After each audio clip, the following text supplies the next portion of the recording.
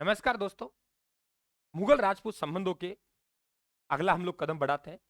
आपको पिछले पार्ट में मैंने समझाने का प्रयास किया कि मुगल राजपूत संबंधों को हमने दो भागों में बांटा है, सहयोगात्मक और प्रतिरोधात्मक।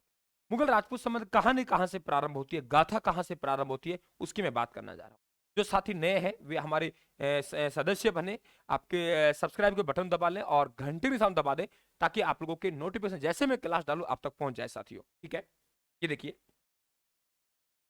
कि आप लोगों के खानवा का युद्ध कहानी मुगलों की प्रारंभ होती है वे खानवा का युद्ध से होती है। ये युद्ध इतिहास में सत्ता परिवर्तन का युद्ध कहलाता है। यह युद्ध 17 मार्च 1527 को खानवा भरतपुर में हुआ। दो पक्षों के मध्य हुआ। बाबर और महाराणा सांगा, इस युद्ध में विजय किसकी हुई? बाबर की। और महाराणा सांगा क्या हुआ? पराजित हुआ साथियों। और क्या होता है, महाराणा सांगा ने एक पाती प्रबंध प्रथा का प्रयोग किया था और वे पाती प्रबंध प्रथा के तहत बहुत से आप लोगों के राव हैं, हम लोग कहेंगे राजा हैं, हम लोग कहेंगे ठाकुर हैं, वे इस युद्ध में लड़ने के लिए आए थे। बहुत से राजा और राव इस युद्ध में लड़ने के लिए आए थे। लेकिन बाबर की साथियों, हम लोग कहेंगे कि आप लोगों के ये कहेंगे कूटनीति और आपकी तुलुगमा पद्धति और तोपों का प्रयोग के कारण एक बड़ी सेना टिक नहीं पाई साथियों, और महाराणा सांगा मूर्छित हो जाते हैं युद्ध के मैदान में और उन्हें घायल अवस्था में वहां से निकाला जाता है। 80 घाव आ जाते हैं उनके। चबूतरा दोसा में उपचार करवाया जाता है और उनकी क्या होती है? मृत्यु हो जाती है। कब? 30 जनवरी 1528 को कालपी उत्तर प्रदेश में। और दाह संस्कार होता है मांडलगढ़ भीलवाड़ा में। तो क्या कहा मैंने? पराजय सांगा की हुई, निधन 30 जनवरी 1528 को कालपी में हुआ, छत्री मांडलगढ़ में। चबूतरा पूछे, क्या कहा मैंने? चबूतरा पूछे, क्या कहा मित्रों? चबूतरा पूछे तो बसवा दोसा में। यदि आपसे क्या पूछा जाए? चबूतरा, चबूतरा पूछा जाए तो चबूतरा कहां है? बसवा दोसा में। ध्यान रखें आप, चबूतरा कहां है? बसवा दोसा में। तो बसवा दोसा में चबूतरा है। निधन कहां हुआ? कालपी यूपी में हुआ। छत्री कहां है? मांडलगढ़ भीलवाड़ा में। दोस्तों क्या लिखा है मैंने? युद्ध में शामिल होने का राजपूतों को एक न्योता दिया। राजपूतों ने अंतिम बार एकजुटता का परिचय दिया किंतु फिर भी हार गए। इसके बाद राजपूत पूरी तरह टूट गए, एकजुट नहीं हुए और वे कहीं न कहीं अपनी गली निकालने का प्रयास करते हैं और मुगल साम्राज्य की स्थापना होती है। स्थापना के साथ ही हिंदू धर्म व समाज में अनेक परिवर्तन आए। क्या लिखा है? स्थापना के साथ ही हिंदू धर्म में अनेक परिवर्तन आए। बात समझ रहे आप लोग? स्थापना के साथ ही हिंदू धर्म में अनेक परिवर्तन आए और क्या कहानी बनती है उसे देख लीजिए आप लोग। परिवर्तन आए, क्या क्या परिवर्तन आए देखिए आप लोग।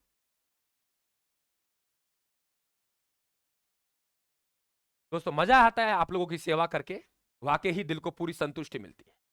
और मजा तब आता है तब एक जो भी टॉपिक पढ़ते हैं तो उसमें बच्चे को कोई डाउट नहीं रहता है, कोई डाउट नहीं रहता है। एक एक कहानी पूरी खोल दी जाती है, बच्चे का दिल गदगद हो जाता है साथियों। जब पढ़ाने वाले का हो जाता है तो बच्चे का क्यों नहीं होगा। देखिए क्या परिवर्तन हुआ उसकी बात करते हैं हम लोग। देखिए क्या कह रहे हैं हम लोग कि स्थापना के साथ ही हिंदू धर्म और समाज में अनेक परिवर्तन हुए। कौन कौन से परिवर्तन हुए मैं आपके सामने रख रहा हूं। देखो, राजपूत राज्यों पर तुर्कों ने अधिकार कर लिया।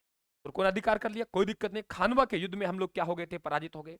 ठीक है, आप कह रहे हैं तुर्कों ने राजपूत कन्याओं से बलात् विवाह किए, उन्हें इस्लाम धर्म स्वीकार करने के लिए विवश किया। आपने देखा है कि बिल्कुल बलात् बाली उम्र विवाह किए। आप देखेंगे भारमल ने विवाह करेंगे, आप लोगों की होड़ लग गई कि मैं विवाह करता हूं, मैं विवाह करता हूं। क्यों? क्योंकि मैं उनका समधी बन के रहूंगा तो मुझे अच्छा मान सम्मान मिलेगा। और मान सम्मान क्या लग गई? होड़ लग गई। दूसरा, राजपूत नरेशों ने भी अपनी पुत्रियों और पौत्रियों का विवाह मुगलों से करके अपने को सहज पाया। ठीक है, सोचा कि आमेर वालों ने कर दिया, अब की बार कह रहे हैं बीकानेर वाला हम कर दे, मारवाड़ वाला कह रहे हम कर दे, क्योंकि हम आराम से उनके रिश्तेदार बन के रहेंगे, हम पे कोई अटैक नहीं होगा, कोई आक्रमण नहीं होगा। बात समझ गए? अगला, संकट आने पर राजपूत नरेश मुगलों से सहयोग प्राप्त करने के लिए ललायत होने लगे।